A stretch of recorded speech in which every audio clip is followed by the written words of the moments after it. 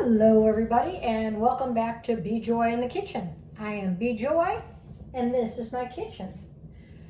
So what I want to chat about today is this amazing seasoning that I found many uses for, one of which I'm going to show you today. Actually, I didn't find it. My friend Evelyn came to house sit for us many years ago.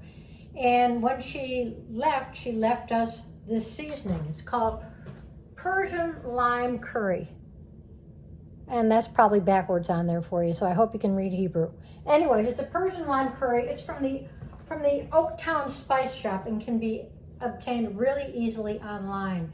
And it's got, let's see, black pepper, turmeric, coriander, mustard, fenugreek, Omani lime, which is that dried lime, that Persian dried lime, shallots, cumin, ginger, cassia, fenugreek leaf, cayenne, cardamon, and clove. That is a mouthful. But I have to tell you, this seasoning just pumps up whatever you have. So today what we're going to do is it should probably be called Indian street food, but I'm calling it Israeli street food because it somehow reminds me a little bit of shawarma. Only today we're going to make it with Pumfu, which is a pumpkin seed version of tofu. I know I've shown this before. It comes in a block like tofu does. I'm going to use 2 packages of it because we've got friends coming over for lunch today, and there are 4 of us, and one of us is a boy, and they usually eat more than we do. So I thought better make 2, and we'll always have leftovers. The other thing we're going to use today is coconut amino acids. I happen to like the Bragg's coconut amino acids and a nutritional yeast.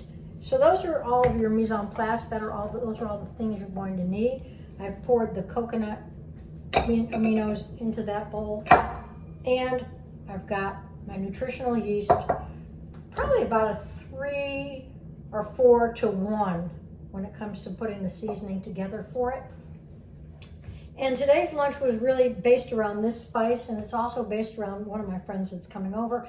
Can't have any nightshades, so that eliminated a whole category of Italian cooking. So I thought, why not do this? I love this dish. Every time I eat it, I go, oh, this is so good. What I did while I was waiting for you is I cut my Pumfu up into, I'll call them batons, about that size, about that thickness, because I feel that those cook really well and lay nicely on top of the rice. And then what I did was, while I was waiting for you, is I kind of fixed them all up here, but I want to show you what I did. With my left hand, I put them through the amino acids, and then with my right hand, I coated them with nutritional yeast and seasoning. That way you don't get any big messes going on, where your hands are all gooky and sticky because you put the wet one in the dry one, and the dry one in the wet one, and you've made a whole mess all over your kitchen, which never goes over well in my house. And I can't say that I blame her. Okay, so I did that. And so if you're going to cook these for later on, you could take this. I put them on a tray with holes in the bottom of it, so if anything fell through, and then I put it on top of another tray, just like that. I've got my whole setup. You could put that in the refrigerator and use it for later. What I'm going to do today, so I'm not cooking while our guests are here, so I'm going to go ahead and prepare it ahead of time, and then just rewarm it, believe it or not, in my toaster oven. It rewarms really easily. I see I've got something coming through here. So I'm going to do that, and I will